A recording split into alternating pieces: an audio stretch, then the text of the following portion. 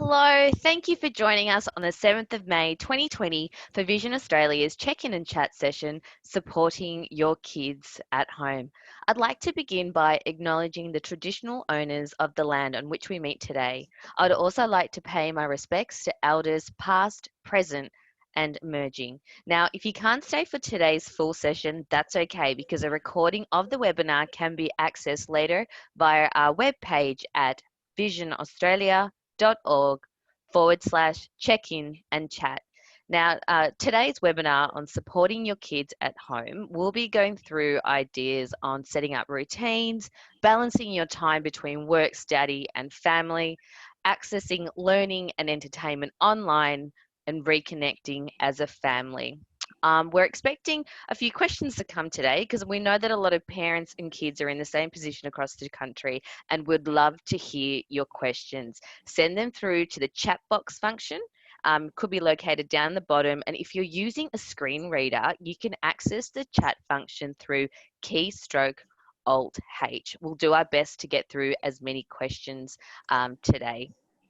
I'd now love to introduce our speakers. We've got Melissa Fanshawe, who has 20 years experience in the education sector and is a lecturer at University of Southern Queensland.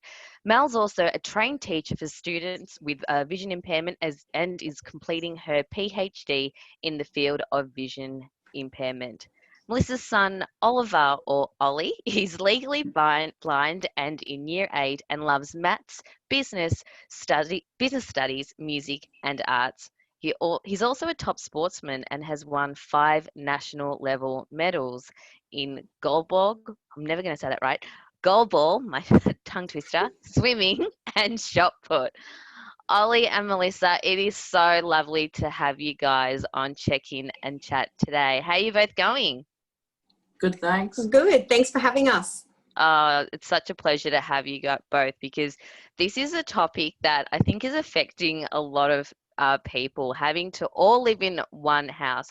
Now, Melissa, many of us are trying to figure out the best way to juggle, studying at home. What are some of the routines that you're set up at home? Well, the first thing that we do each day is that when the kids wake up, what do you have to do, Ollie? I have to clean my room a bit, put the dishes away, or unpack the dishwasher, load it, and then just have a shower.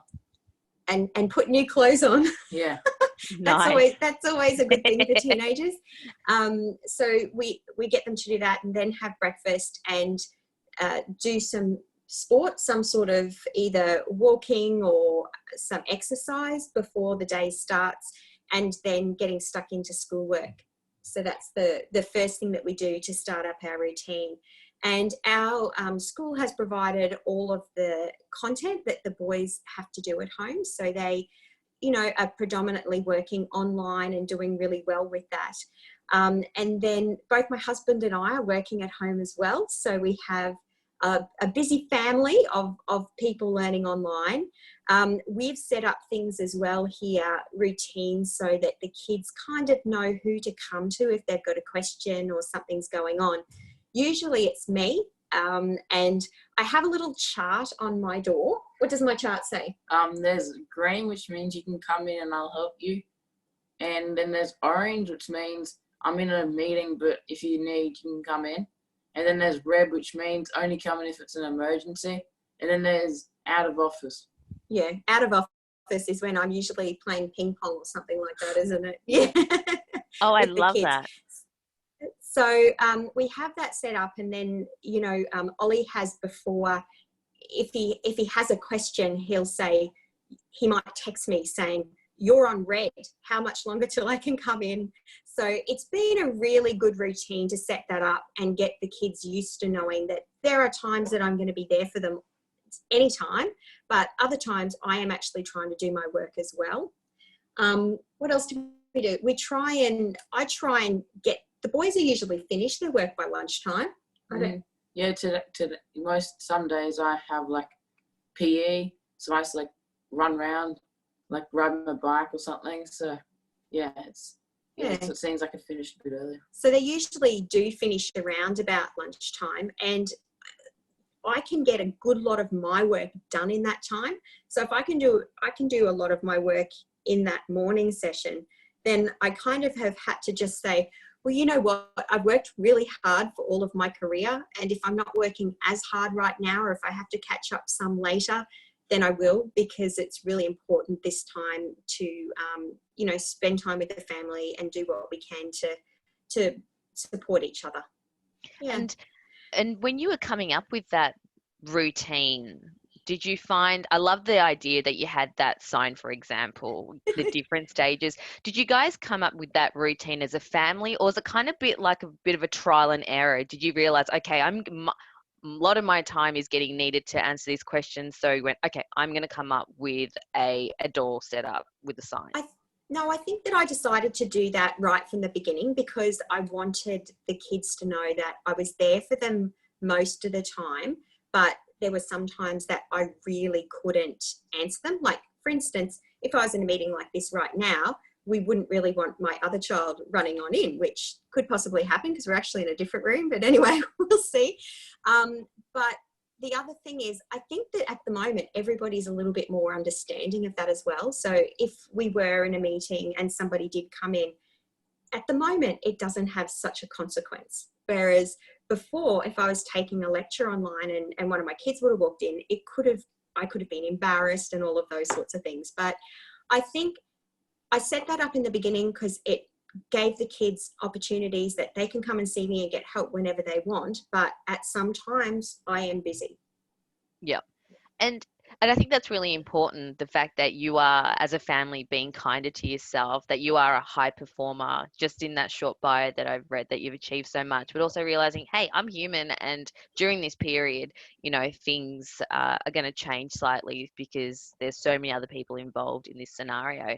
Has there been any kind of like routines? And I'm not a parent, so I find this really interesting, just for fun. Has there been any things like trying to create that home and study environment that you would in the face-to-face delivery? Like an example of that might be like, you would normally like pack a lunchbox with, you know, lunch and snacks and a drink pack maybe. Is that still being replicated to help, you know, create that environment, you know, the schooling environment, or is that just like, no, we haven't, but you might have just solved my problem, because I find myself going to the fridge a lot. So maybe that would help me. I'd be able to actually pack myself a lunchbox. So yeah. no, we haven't, but the boys really have been working mostly in the morning and doing their own thing. And then at lunchtime, they've been coming out and making some meals. So Oliver made hamburgers for us today, which was a really lovely treat. He got some mince out of the fridge, freezer. I went to the shops. Did you? Good job. See, I must have been doing good parenting. And so he's gone to the shops and got some mince and made some hamburgers, and we had those for lunch. So we usually stop together and have lunch, and we have a little bit of a game of ping pong or something, maybe jump on the trampoline or do some other, I guess, just a little break time, because it can get intense when you keep working. And then, as I mentioned, the afternoon is a little bit more fluid. I think, you know, most of us, the boys, have sort of had most of their study and most of their work done, and I still do have work to do, but I just need to just do what I can do. And sometimes I might have to do some work at night, but other times I just think, well, I've worked, as you say, I've worked hard other times, and this might just be a slower period. Yeah, and I think that's really important in the fact that you're working from home now. So accessibility to your work is 24 hours, and being able to have that work-life balance, work, study, and family life balance is so important. Mel, can you, tell us more what you do to balance, work and family? Yeah, well, I do have a study, and so each of us have our own space, and the boys do have theirs in their rooms, but my husband and I have them in other areas of the house. So really, once we finish there and we shut the door and put the out of office sign on, that's it. And then around about, really from 5 o'clock, I don't want to be in there any longer, and I just want to hang out with the kids. And I also think I've got less time of travel, so that's a little bit more time as well that I can spend with the kids. But yeah, just having that time where we go, okay, that's enough. Let's just go and do something. We've been playing a lot of card games. Yeah, and we sometimes watch TV after dinner, what we always do. And, you know, if my parents haven't finished their work, they do it when we go to sleep. And, yeah. Yeah, so that we get as much time as possible together. Yeah. I think that's really, I think it's really beautiful, and it's just a reminder of how, I guess, how loving parents are to, you know, you're spending so much time after 5 p.m. and then back to work as well. That's sometimes, quite other times I'm admirable. just like, I'm just going to binge watch something and lie in bed. That happens also. Is there any binge watch shows that you can share with any parents out there at the moment? Lego Masters. You like Lego? Lego Oh, Masters? yes. I've seen that ads for that, but is it good? So I've only watched like 5 minutes of it, but Mum watches it with my brother. And Yeah. I normally watch with my dad, like something on like the Discovery Channel or like on like Turbo Channel. The Discovery Channel is quite good because by the nature of what they're talking about, they generally audio describe what they're talking about. Shows like Air Crash Investigation are really good like that as well, because they are pretty well, by the way they do it, they are audio described, and it makes it easier for Oliver to be able to interact and to understand what's going on. Yeah, and in Air Crash, they obviously don't have any much video of when they're doing it. So they have like recordings or say, we found this, and interview people and they talk about it. Yeah. Oh, some chilling show there, going from Lego to crashes. I love the balance. I guess so. The other thing that we have done is that you know, we've actually been really kind to each other. In sometimes I'm sitting here when I'm in my office, and I can hear my other son and his chair. I can hear it go. You've heard it as well, haven't you? His chair starts to go backwards and forwards and backwards and forwards, and I know that he's feeling a bit stressed about something. You know, he's trying to do something and it's not working. So generally, if I hear his chair going for a little while, I might go pop in and say, you know, is everything okay? Can I help you with anything? And just knowing that that's kind of I guess, an alarm that something's not right, or that he's finding something difficult. Whereas Oliver is much better at just coming in and saying, Mum, I can't access this. Can you tell me what I need to do? He will. You've always tried to work it out yourself first. Yeah, like the science. Yeah, we had science. So we had a thing on protons and neutrons, and I teach maths at the uni, but the science was pretty interesting, and I was like, oh no, I don't really understand it. And he had some documents, and you'd converted that in Claro PDF. Yeah. So he converted the document himself, and after he'd converted that, he then came to me and said, I can't see this diagram. So I drew the diagram really big, and, you know, had some tactile things out that we were feeling and we were looking at, but I didn't actually understand it. And so I said, you're going to have to go on to Khan Academy, or, you know, somewhere on YouTube. Or just like on like our conference, like with my teacher, a video call, ask him. Yeah. So we're going to have to work out some strategies of being able to get some assistance for that one. So he then did go on and then came back and explained to me about it, which was I said, afterwards, come and explain to me, so at least I know what it was. Oh, it's who would have thought in this process that you're also learning some stellar year 8 content as well. It's because it's amazing, you know, the things that you learned during that process. Now, we've got a couple of questions that have come through. Yep. And if we don't know the answers, firstly, Renee, please do not assume that you guys don't know the answers, but we will absolutely get to them after the segment. From Fernanda, I hope I pronounced your name properly. Hi, how are you all? I'm really good. How are you guys going? Good. Yeah, good. Yeah. Does anyone know if there is support for parents who are legally blind with a young child with autism or slightly delayed? Melissa, do you have any tips on that question? Yeah, well, I would say that at the moment, you can also try and increase some NDIS assistance if you are still taking people in your home, because you might be able to get some additional support, some independent, whatever they call it, activities. But that would be quite useful, because that might be able to just assist you. When you're saying that you're legally blind, that's interesting for me, because we have, like Oliver, most of his things are accessible. So getting on to having a look at what they're learning is really important for you. And so most schools, if they have a student who's blind, will think about accessibility and how they're providing content, but they may not be thinking of the parents who are blind. So I think that is really important, possibly to flag with the school and let them know that everything needs to be accessible for you, so that you're making sure that you can access what your child is learning, because that's really important as well.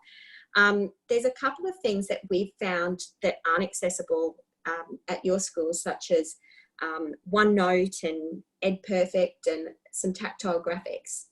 And the big thing about that is trying to have some workarounds. So what can you do if that happens? So what do you do, Ollie, if you can't access OneNote? Oh, well, I just like copy the text into like Word and do it there. Or like I get the work put on Sector, which is like a school's platform, and then I just put it into OneNote, like paste it afterwards.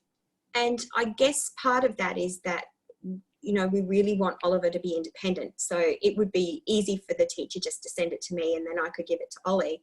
But it's about access to learning. So, you know, giving him access to what he needs, but also learning to access. And that was why I feel it's really important that Ollie can try and get onto, that Ollie can actually try and get onto, find ways himself of trying to independently access his work. And then if he can't, how can he advocate? So can he advocate to his teacher, or can he come and see me, or can he look it up on the internet? There's a lot of different ways of being able to be independent, and that's going to be really important, because when he goes for a job or when he's in higher education, there won't be the support that he has now, because he has a great support team through his advisory teacher and through a whole Vision Australia team and through his school, a lot of support. But he needs to learn the skills to be independent. So trying to do those things independently is really important, isn't it, Ollie? Yeah. And you like being in charge of your own learning? Yeah, it's probably better. That's Probably some better. really excellent advice and learnings shared there. And Fernanda, we also have a advocacy team at Vision Australia that might also be able to complement exactly what Melissa was saying, and we'll get some resources through to you from our advocacy team. Yeah, We have another question, and this one's from Anne, and this is regarding family game time. I'm new to all of this. My daughter is legally blind due to a rare brain disorder. What are some suitable games for vision impaired children? As I have a lot of frustration as we forget how little sight her child has. Yeah, and started perfect. losing. Yep, and lost her vision about a couple of years ago. Yeah, maybe if you can pop in the chat what your vision is, and what her vision is, and I can reply a bit more. But we have quite a few games. We last NDIS, we kind of went a little bit crazy at the Vision Australia shop, and we got the Monopoly, the brailled Monopoly, which is large print and brailled. Scrabble. And I don't think I've won against you in that yet, have I? But No. anyway, we And have Scrabble. It depends also if they use like braille, because like some games they're just braille but they're not like large either. So Monopoly and Scrabble are brailled and large print. The other thing we have from Vision Australia is and is a really good game because it's brailled, and they have packets of cards that you can play Snap and those sorts of things as well, which are brailled. If you have low vision, we like playing Skip Bo. And the cards are like the text covers almost the whole card, and even you can see that, can't you? I can see that. So we try to look for games that have good contrast and really large letters. I've actually we found a really good game. It was called Beans. No, but we found a really good game and it was called Beans, and we really loved it, but it wasn't accessible for Oliver. So what we did is I just printed a similar thing out and modified it and just made it by colour. So Oliver could see the colour, but he, couldn't necessarily see the numbers or and anything. There was some the same colour, but now that Mum changed them a bit, so they're not the same colour. Yeah. So it's just a bit of trial and error of sometimes actually making games, and making games is fun because you can actually work on how you make those games together. The other thing that we play outside games like jumping on the trampoline and ping pong. Ping pong is, Ollie's very good at working out where the ball is. So he's done that for a long time. But a lot of sports and going outside as well, it doesn't need to be something that is with vision. It can be, rolling the ball to each other like go ball, anything like that is, I guess, interaction between each other, but also just getting out there and having fun. Mm. And there was another game that comes to mind, Ollie. It was something around Dice World. Does that ring a bell? Yeah. Yeah, I like playing Dice World. I sometimes play like, Yahtzee and Pig and stuff. So, yeah. Dice World's online, isn't it? Yeah, it's like an app when I think it's probably on Android too. I have it on my phone and I use VoiceOver and it reads it all out and it tells you what they're rolling and everything and your score. There are some really good games for children and young people who are blind, and that will be up on the Vision Australia website. They have for a COVID education site, either it already is or very shortly, but there's some games there that are specific for children with a vision impairment, such as all of the Ballyland games, and you can do coding and learn coding. And that's all accessible, and it teaches you the skills of rotors and voiceover and those sorts of things. So there are some specific games. The other one you like to play is Monopoly Online. Yeah, Monopoly Online is good because I have my iPad and I can zoom in with the built-in zoom, but it doesn't actually, it's not like, it doesn't work with voiceover or anything. So you'd have to have some vision for that one. Yeah. But you play that with, he plays that with my brother and my mum. Yeah. Yeah. That's really sweet. Oh, we've got Jenna's come through with some more information, Melissa. Sorry, Anne. Jenna's the name of her daughter. So her daughter has lost all peripheral vision. She has 40 degrees of sight remaining. What is remaining is blurred and distorted. Something like, or the other one's Skipbo, because the numbers on the card are nearly the same size as the card. So they can be very useful. And also, if you were to buy a set of system cards just at Coles, just cardboard, and you could be making snap things on them with just really good contrast pictures, or even colours that you could be playing snap with. So another game that we like to play is a game where you have matching cards. So you send the matching cards round. It's called spoons, and as soon as you all get 3 matching cards in your hand, you have to pick up the spoon from the middle of the table. So that's pretty fun as well. We like to move the spoon slightly so Ollie can't find it because he always wins.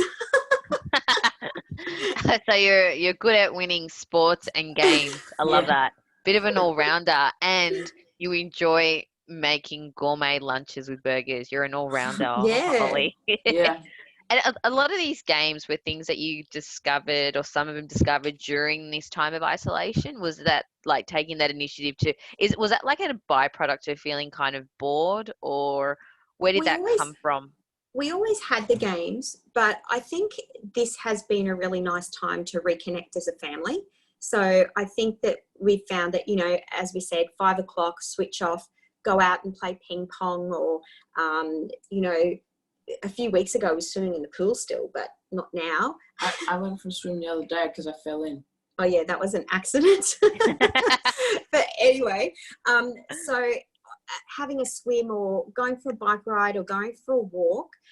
We've also been just watching the news together and, hearing about what's going on with the COVID situation, where we can explain to the kids that, Australia's doing really well. We're trying to keep safe. We need to social distance and having those conversations.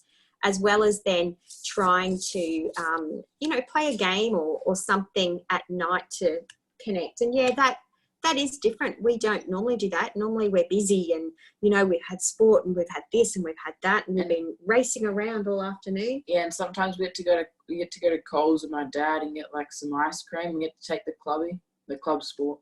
Yeah. Yeah. So I love that. Sorry, go ahead. Oh no, I was just going to say that it has just created these opportunities to do more things together.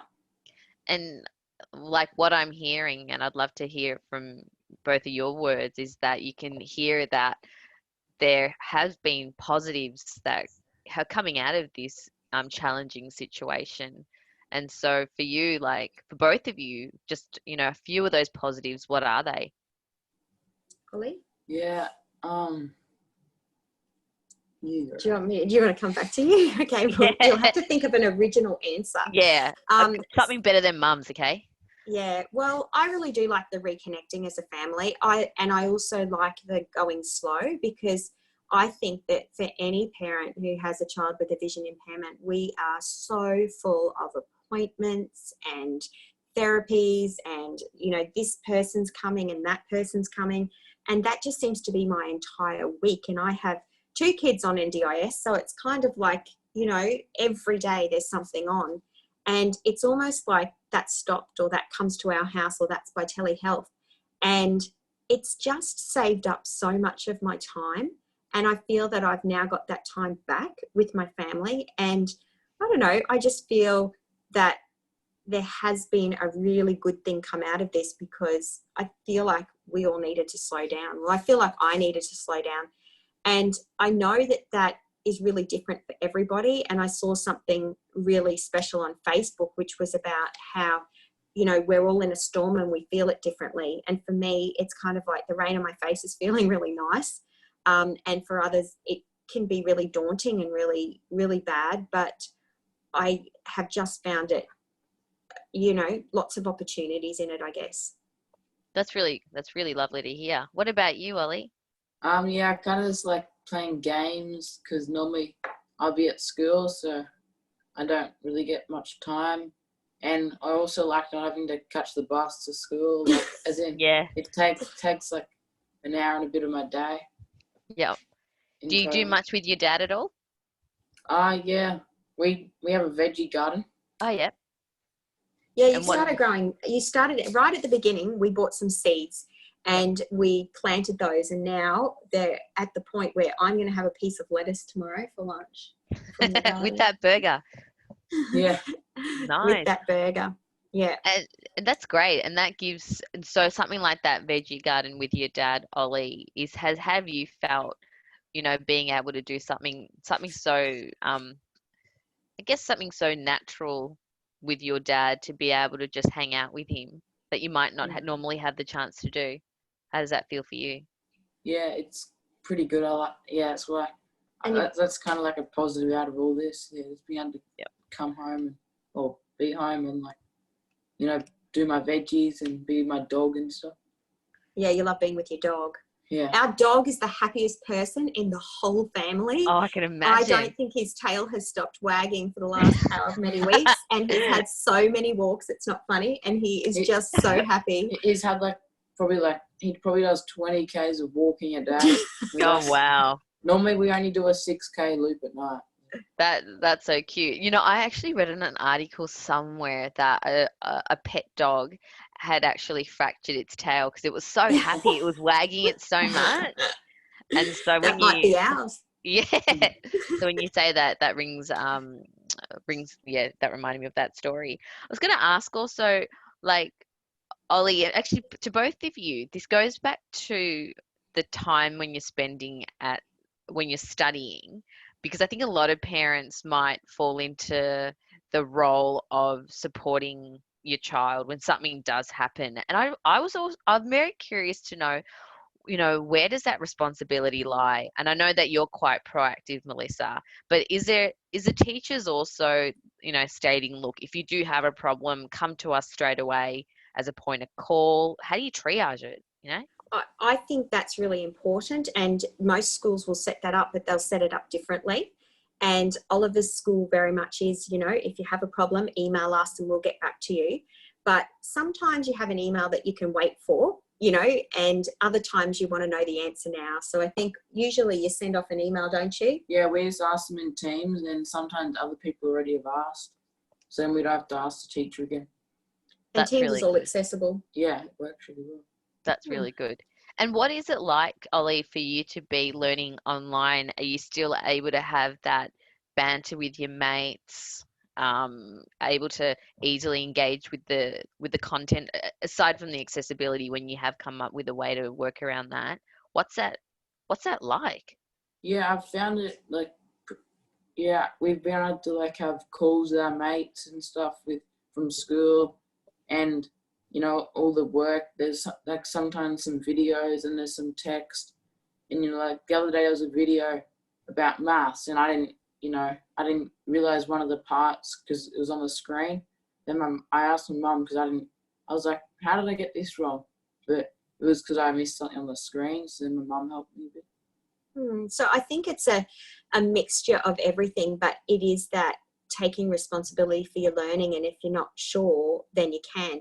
And that's really different for him, who is a high schooler, as opposed to a little 3-year-old who you are going to be the one who is helping and providing that learning. So it really does depend on the age, and it really does depend on the context, if there's other disabilities or, you know, as well. So I've been trying to promote as much independence as possible with my kids, and that's different between the two boys, and they're two different ages. And if I had little kids at home right now, that again, I don't even think I'd get that morning session of my work. And I think that could be, you know, even more frustrating, that you've got this, oh gosh, I've got to get work done, but I've got to be with my kids, and I can feel that stress and that pressure. But I just think that we have to be kind to ourselves, and you know, we may not get it all done, and yeah, we have to prioritize and work out what needs to be done. Yeah, it's I think it's a really timely reminder around mindset, because it's a choice that you've identified that I think a lot of parents and students will be feeling really stressed for not achieving perhaps maybe the same outcomes that you're used to, but choosing a different mindset when that does kick in, and being gentle to Yeah. ourselves. And I think the benefits of excuse me, being home and being with family really you know, sometimes people go overseas, or they go on a lovely holiday overseas, and they come back and they feel like their kids have learnt so much. I feel like this rest at home has made the kids learn so much, and you know, about gardening, or about different jobs that we might do at home, or even about the self-discipline to be independent in your study and to work hard on that. That's a really good point around discipline. I know that every 5 emails I might reward myself with a visit to the fridge. Yeah, me too. That's why I'm going to take my lunchbox. Lunchbox. Let's do the lunchbox. And I know I mentioned to you earlier that I also wear my shoes as a little way to stay in that work mode, and I always put on a little bit of lipstick as well to make me feel in work mode. Are there any other little tips that either of you do to get into your work/study mode? Well, I normally like put my phone on the charger and just leave it a bit, or like I normally get like 5 or 6 glasses of water and bring them in, so I don't have to go out, because if I go out, I go out for like 3 hours. You dilly dally. My whole room, my whole like desk is kind of full of glasses. But it's all right, because he stacks and loads the dishwasher, so too bad. That's it. That's part of the routine in the morning before school starts. I've been going for a walk in the morning. The first thing that I do is go for a walk, and I've been getting up really early, which seems ridiculous when I have more on, but I've just been finding that very relaxing, and kind of I've done my exercise for the day. So even if I do nothing else in the day, I've done some exercise. And I also do put on my uniform. So I do wear a uniform. Now, I have to actually say that I do wear a uniform top, but usually it's like with tights or shorts or tracksuit pants. So It's a compromise, anyway, you know, you I got to have a uniform compromise. top. Yeah. Oh, that's good. And Ollie, do you need to wear a uniform at all or not? When I have video calls for music, I do. Yeah. I have to wear my school PE shirt, but for other stuff, I just wear like clothes I'm wearing at the moment. You know.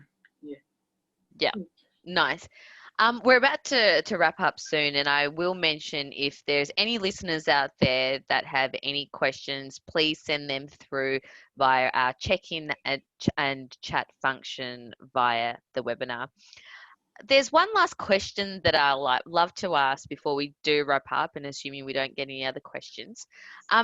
Ollie, and then I'm going to shoot to you, Melissa. Ollie, what's something that you've learnt about mum or anyone in anyone in the family during this time? Well, I guess that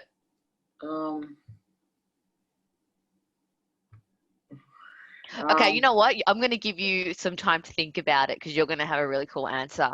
I just feel. Okay, well, I'll go with mine. I have found that the kids are a lot more resilient and a lot more independent than I ever thought. So, for instance, a few weeks ago when check-in and chat started, I was sent the link and I said, here you go, Oliver, I've signed you up for this, and it's come to him by email. And something happened and I ended up having to jump onto a meeting, and he got himself into there, did the whole conversation and hopped off. And I was just like, wow, sometimes I probably do a little bit too much. And that was right at the beginning. And I think that since then I have really let the boys be independent. And like I said, my boys are in grade 6 and grade 8. So younger ones, that's a little bit harder. But yeah, I think I've learnt that they're really capable, and that giving them the ability and the time and the skills to be capable and independent is a really wonderful gift. That's really beautiful. So yeah, I kind of learnt that my parents like to play, play like tennis and stuff with us. We like to play like tennis, and because normally my dad just watches TV with me, like when I was at school. But sometimes in the afternoon we play some tennis and stuff, and we always walk the dog and yeah. That's some beautiful reflections during the past couple of months. We've got a question from Kate, and I'll read it out to you. So hopefully, Kate said, hi, hopefully this isn't too off topic. My little girl is 3 and has low vision. I'm planning to start her at preschool when the COVID restrictions lift, and I'm wondering if there are any tips for starting out in preschool, any equipment I need to source for her first. Melissa, any thoughts on that question? Yeah, well, as an educator, it will really depend, because vision impairment is so diverse, and it really depends on the conditions and what she can see and what she can't see. But I think the longer that I've been in the working with students, the more I think what they can of working on ways that working on ways that actually help them to do things with their peers and to integrate with their peers, and that social interaction is what's really important. And I would get onto an OT and at Vision Australia and just get them to have a little transition talk with you, because the transitions between going into school and then going up to high school and then going high school to university, I feel that those are the 3 biggest times that we need support. So reach out, get an OT, we've had telehealth calls with OTs, or telepractice calls. So they've been amazing, and they can talk you through the sorts of things that will suit her personally, because I just think it is so personal. But my biggest thing is that if you can teach your children social skills and skills to get on with others as well, that's a really important thing for going into group situations and school situations. That's some really, really great advice. Thanks so much, Melissa. We have come to an end of today's check-in and chat session. Thank you both so very much. Now, Vision Australia is offering services via telehealth, which is conducted through phone, video conferencing, email, or a combination depending on what you need. You can contact our AT help desk if you'd like to get support for telehealth. So, Kate, if you're still listening, this might be really applicable to you. Give us a call on 1300 84 74 66 or shoot us an email at info@visionaustralia.org and we can help get you started with that support. The next check-in and chat is about loving what you do, songwriting and literacy. It's going to be on Tuesday, the 12th of May at 11 a.m. for those residing in New South Wales, Vic, Queensland, Tas, 10:30 a.m. for South Australia and Northern Territory, and 9 a.m. for Western Australia. So please join Donna Dyson, who will be taking us through this very exciting session. Melissa and Oliver, before we sign off, is there any final words that you wanted to share with our listeners? No, do you have any? No, I do. I think that, mums, dads, carers, you're doing a great job, and you've just got to do the best that you can do in this time and realise that your kids are really precious. You only have them for a really small amount of time. So use this time as a time to reconnect. Beautiful advice and a fantastic note to end. Thank you all so much. We've absolutely loved chatting with you today. Thank you very much.